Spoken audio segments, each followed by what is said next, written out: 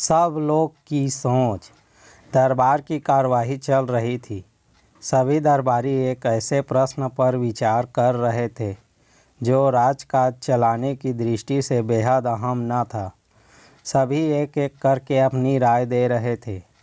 बादशाह दरबार में बैठे यह महसूस कर रहे थे कि सबकी राय अलग अलग है।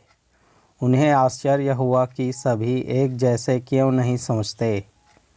तब अकबर ने बीरबल से पूछा, क्या तुम बता सकते हो कि लोगों की राय आपस में मिलती क्यों नहीं? सब लोग अलग अलग क्यों सोचते हैं?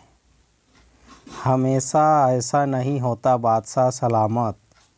बीरबल बोला, कुछ समस्याएं ऐसी होती हैं जिन पर सभी के विचार समान होते हैं।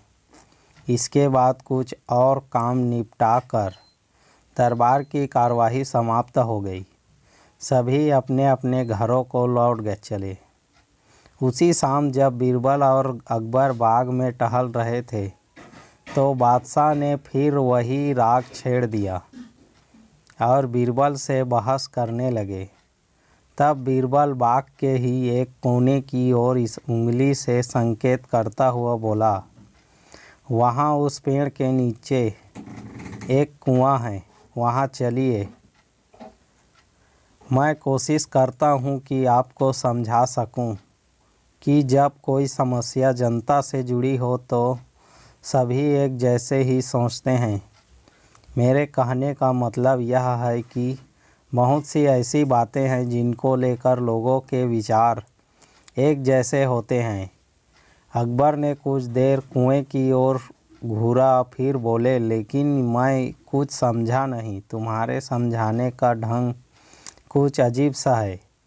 बादशाह जबकि जानते थे कि बीरबल अपनी बात सिद्ध करने के लिए ऐसी ही प्रयोग करता रहता है, सब समझ जाएंगे हुजूर। बीरबल बोला, आप सही फरमा रहे, जारी कराएं।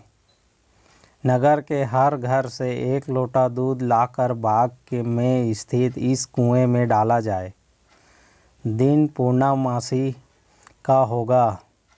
हमारा नगर बहुत बड़ा है। यदि हर घर से एक लोटा दूध इस कुएं में पड़ेगा तो यह दूध से भर जाएगा। बीरबल की यह बात सुनकर अकबर ठहाका लगाकर हंस पड़े। फिर भी उन्होंने बीरबल के कहे अनुसार फरमान जारी कर दिया।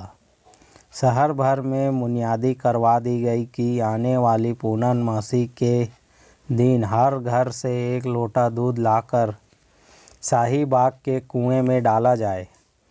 जो ऐसा नहीं करेगा उसे सज़ा मिलेगी। पूर्णमासी के दिन बाग के बाहर लोगों की कतार लग गई। इस बात का विशेष ध्यान रखा जा रहा था कि हर घर से कोई न कोई वहां जरूर आए।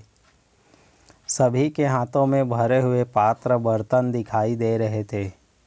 बादशाह अकबर और बीरबल दूर बैठे यह सब देख रहे थे और एक दूसरे को देखकर मुस्कुरा रहे थे।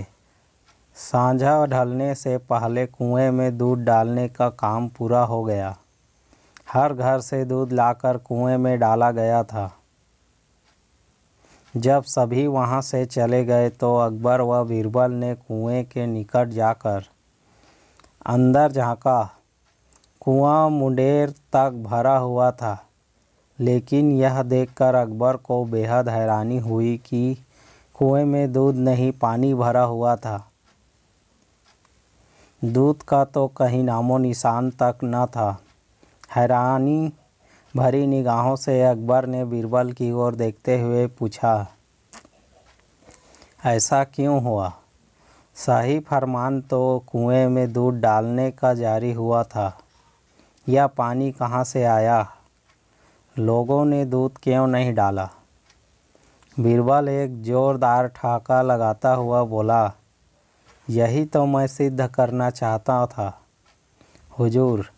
मैंने कहा था आपसे कि बहुत सी ऐसी बातें होती है जिस पर लोग एक जैसे सोचते हैं, और यह भी एक ऐसा ही मौका था। लोग कीमती दूध बर्बाद करने को तैयार न थे। वे जानते थे कि कुएं में दूध डालना व्यर्थ है। इससे उन्हें कुछ मिलने वाला नहीं था। इसलिए यह सोचकर कि किसी को पता न चले, सभी पानी से भरे बर्तन ले आए और कुएं में उड़ेल दिए। नतीजा दूध के बजाय पानी से भर गया कुआं। बीरबल की यह चतुराई देखकर अकबर ने उसकी पीठ थपथपाई। बीरबल ने सिद्ध कर दिखाया था कि कभी कभी लोग एक जैसे भी सोचते हैं।